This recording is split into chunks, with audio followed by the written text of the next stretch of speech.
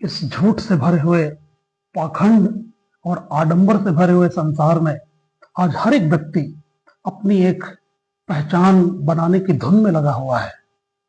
चाहे फिर वो कुछ भी क्यों ना तरीके से हो, वो अपनी पहचान बनाना चाहते हैं, वे अपने आप को महान बनाना चाहते हैं। आज का विषय है सच्ची महानता की पहचान। मत्ती रचित सुसमाचार अध्याय 23 पद 1 से 12। प्रिय भाइयों और बहनों, मैं आपको प्रभु यीशु मसीह के नाम में आज के रविवार के आध्यात्मिक संदेश में आपका मैं स्वागत करता हूं।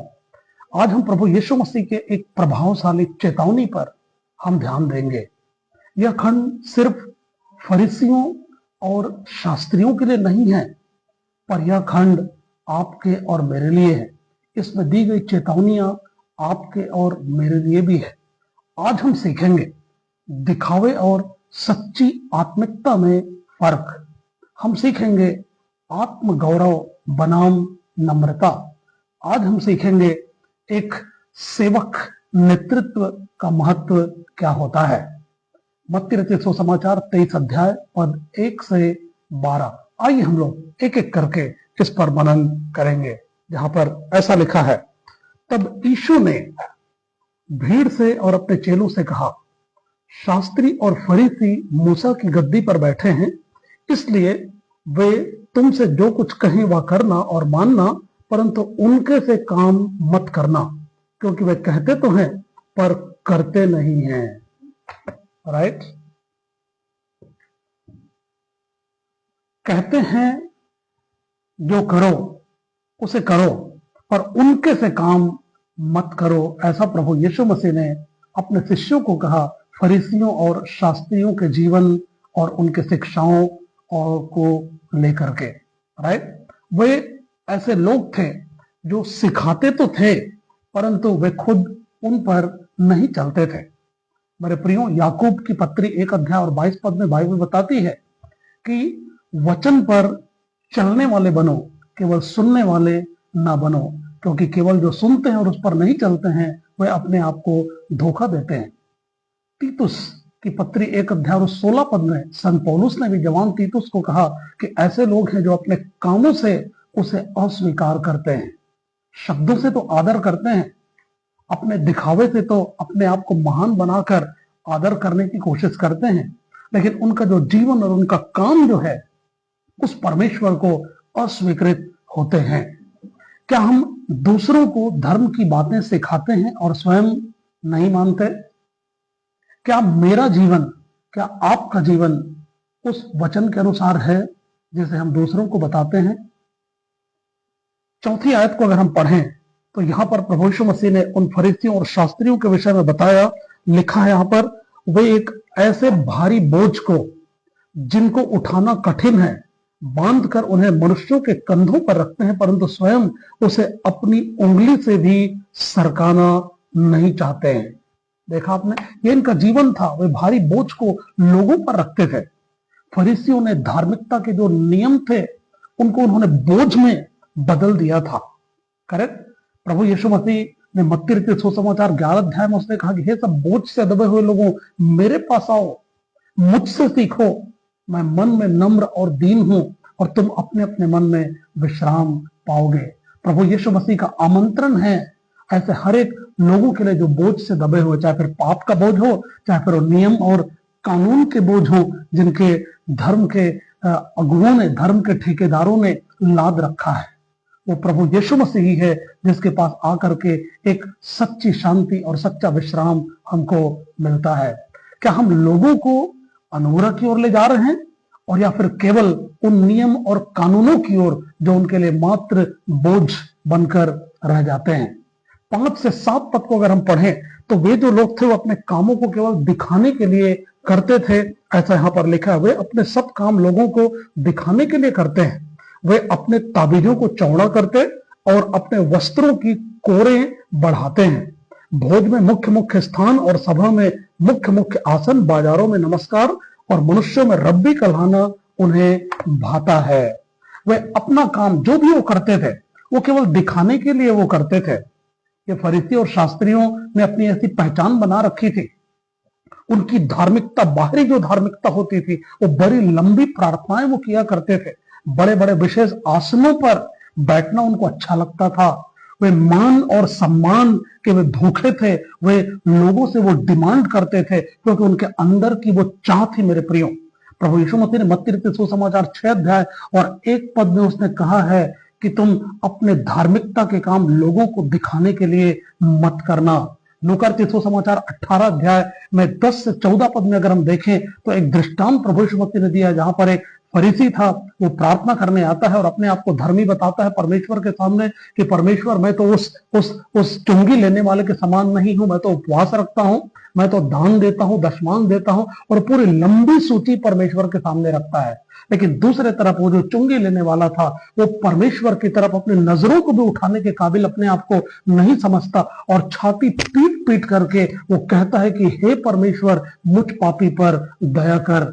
और बाइबल बताती है, प्रभु ने कहा कि वो फरीसी नहीं परंतु वो दूसरा चुंगी लेने वाला ही परमेश्वर की नजरों में धर्मी ठहरा कर वो वापस वो लौटा, वो वापस वो गया।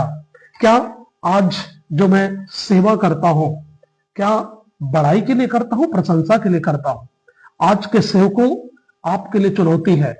मैं स्पष्ट रूप से आपको चैलेंज करता हूं कि परमेश्वर के सामने अपने हृदय को खोलकर क्या आप वास्तविकता में आप बोल सकते हैं कि आप परमेश्वर के कार्य को लोगों को दिखाने के लिए करते हैं, अपनी प्रशंसा के लिए करते हैं, और या फिर सचमुच परमेश्वर को प्रसन्न करने के लिए आप करते हैं? आपको और मुझको अपने आप को जांचने की जरूरत है। प्रभु यीशु मसीह आगे बढ़ते हैं और उसने कहा, उसमें उन फरीसी और शास्त्रियों से जब वो बात कर रहे थे, बता रहे थे उनको, तुम रब्बी न कहलाना। अपने चेलों को उसने कहा तुम रब्बी न कहलाना क्योंकि तुम्हारा एक ही गुरु है और तुम सब भाई हो। पृथ्वी पर किसी को अपना पिता न कहना क्योंकि तुम्हारा एक ही पिता है जो स्वर्ग में है। और स्वामी भी न कहलाना क्योंकि तुम्हारा एक ही स्वामी है अर्थात मसीह। प्रभु यीशु मसीह ने मसीही कलीसियाओं में जो टाइटल जो दिए गए हैं उनके विरोध में नहीं थे, करेक्ट। लेकिन यहां पर प्रभु ये बताना चाह रहे हैं, जब उन्होंने कहा कि तुम सब भाई हो, तो प्रभु के परिवार में ऊंच और नीच की जो भेदभाव है वो नहीं होना चाहिए, जो कि प्रबल था, राइट। फरीसी और शास्त्री हमेशा अपने आप को ऊपर समझते थे, बाकी दूसरों को नीचा समझते थे। आज भी तो ये चीजें प्रासंगिक है। आज आप देखिए, आज सभाओं में आप जाएं, जो बड़े बड़े कई लोग होते हैं अपने आप को बड़ा महान समझते हैं, राइट। वो दूसरों को अपने से नीचे देखने की वो कोशिश करते हैं, वो हमेशा अपने आप को बड़ा बनाना चाहते हैं। इसलिए प्रभु ने ऐसा उनको कहा, राइट, कि तुम भाई कहलाना मतलब मिले रहना, तुम्हारे बीच में कोई ऊंचा नीचा नहीं, कोई पक्षपात वहां पर नहीं होना चाहिए, राइट। रोमियो की पत्री 12 अध्याय और पद 3 में पौलुस कहते हैं कि अपने को जितना समझना चाहिए उससे बढ़कर तुम न समझो। फिलिपियों की पत्री 2 अध्याय और 3 पद में संत पौलुस कहते हैं कि दीनता से एक दूसरे को अपने से श्रेष्ठ समझो, अपने से अच्छा समझो, ऐसा बाइबल कहती है, ऐसा निर्देश हमें मिलता है। मेरे प्रियो, हमारे पदों से, ठीक है, जो पद आप होल्ड करके रखें, मैं नहीं जानता कि आपका पद कौन सा है, आपके कार्यस्थल में चाहे आपकी सेवा में, ठीक है, उससे हमारी पहचान नहीं होती है। ध्यान से सुनिएगा, हमारे पदों से नहीं परंतु हमारे चरित्र और सेवा से हमारी पहचान होती है और होनी चाहिए। 11 और 12 पद को अगर हम पढ़ें तो यहां पर प्रभु यीशु मसीह कहते हैं कि जो तुम में बड़ा हो वह तुम्हारा सेवक हो। जो कोई अपने आप को बड़ा बनाएगा वो छोटा किया जाएगा, और जो कोई अपने आप को छोटा बनाएगा वो बड़ा किया जाएगा। यूहन्ना के सुसमाचार में प्रभु यीशु मसीह ने स्वयं अपने चेलों के पांव धोए, राइट। वो गुरु था, वो पूरे ब्रह्मांड का मालिक था, सृष्टि का रचयिता था, लेकिन उसने साधारण उन मनुष्यों के पैर उसने धोए। उसने अपने आप को छोटा किया, उसने अपने आप को दीन बनाया, उसने अपने आप को नम्र किया। फिलिपियों के पत्री 2 अध्याय 5 से 8 पद में संत पौलुस कहते हैं कि प्रभु यीशु मसीह ने दास का स्वरूप उसने धारण उसने किया। मेरे प्रियो, आज हम सीख सकते हैं कि सच्चा जो अगुवा, एक सच्ची अगुवाई जो आती है वो सेवा और नम्रता से आती है, ना कि पाखंडपन से, ना कि दिखावे से, और ना कि पद से, और ना डिमांड से, मांग से आपकी वो सच्ची पहचान और प्रशंसा आपको नहीं मिलती है। मेरे प्रियो, अगर आज आप जवान एक मसीही हैं, ठीक है, तो मैं आपको कहना चाहूंगा कि सोशल मीडिया पर दिखावा ना करें। करेक्ट। परमेश्वर आपके हृदय को देखता है ना। पहला सामुएल 16 अध्याय 7 पद में अगर हम देखें तो वहां पर लिखा है, परमेश्वर कहता है कि परमेश्वर का देखना मनुष्य का सा नहीं है, मनुष्य तो केवल बाहर का रूप देखता है, लेकिन परमेश्वर की दृष्टि जो है हृदय पर लगी होती है। मेरे जवानों, छोटे छोटे कामों से आप सेवा आप आरंभ करें, दूसरों की मदद करें, दूसरों के लिए आप प्रार्थना आप करें। ठीक है, आपके ऑफिस में या चर्च में अगर आपको लीडरशिप मिला है, अगर आप एक अगुवे हैं, तो प्रभु यीशु मसीह के जैसा आप सेवक बन करके दिखाए ना, जिसके जीवन में प्रेम था, वो दया के सागर थे, वो नम्रता थी उसके जीवन में। आप पद के भूख और लालसा से आप बचें और आप सेवा में आप मन लगाएं। आज बहुत सारे लोग हैं जो पद पाने के लिए कुछ भी करने के लिए वो तैयार हैं, राइट। अगर आप वरिष्ठ अगर मसीही जन है तो आप आने वाली पीढ़ी को आप सिखाएं कि दिखावे के लिए नहीं, परंतु उदाहरण के द्वारा जीवन जीना चाहिए। अपने अनुभव को नम्रतापूर्ण बांटें आप। करेक्ट। आत्मिक जो परीक्षा और जो प्रार्थना है, आइए उसके साथ हम लोग चिंतन करें, आत्म परीक्षण हम लोग करें, राइट। क्या मैं दूसरों के सामने धार्मिकता का दिखावा करता हूं? क्या मैं नेतृत्व को समझता हूं या पद के पीछे मैं जाता हूं?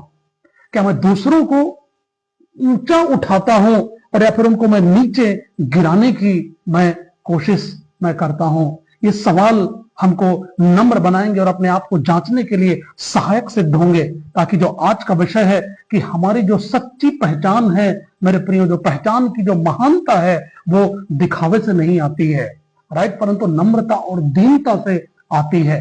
तो सच्ची महानता की पहचान आपके जीवन की दीनता है, जब आप दूसरों को बड़ा समझते हैं, दिखावे के लिए आप कोई काम नहीं करते हैं, ठीक है, तब जो रिकॉग्निशन ऑफ ट्रू ग्रेटनेस है आपके जीवन में दिखता है और वो सच्चाई और उस महानता को सचमुच आप पाते हैं बिना किसी डिमांड के। और फरीसी और शास्त्रियों के जीवन में ऐसा नहीं था, वे केवल दिखावा करते थे, वो डिमांड करते थे, और ऐसा जीवन नहीं होना चाहिए। प्रभु यीशु मसीह यही तो चाहते थे। आइए हम प्रार्थना करें और कहें कि परमेश्वर मुझे एक नम्र सेवक बनाए, प्रभु मुझे दिखावे से बचाएं, मुझे आपके पुत्र यीशु के समान बनना सिखाएं प्रभु जी, जो पूरे दुनिया का, पूरे ब्रह्मांड का राजा होते हुए भी उसने अपने आप को सेवक उसने बना दिया, और उसने कहा कि मैं सेवा करवाने नहीं परंतु सेवा करने के लिए और बहुतों की छुड़ौती के लिए अपना प्राण देने आया हूं। प्रभु मेरी सहायता करता कि मेरा जीवन यीशु मसीह का जीता जागता उदाहरण बन जाए। धन्यवाद के साथ प्रार्थना त्रिएक परमेश्वर के नाम से मांगते हैं, आमीन। आप कह सकते हैं कि हे प्रभु मुझे नम्र बनाए, मुझे दीन बनाए। परमेश्वर आपको आशीष दे।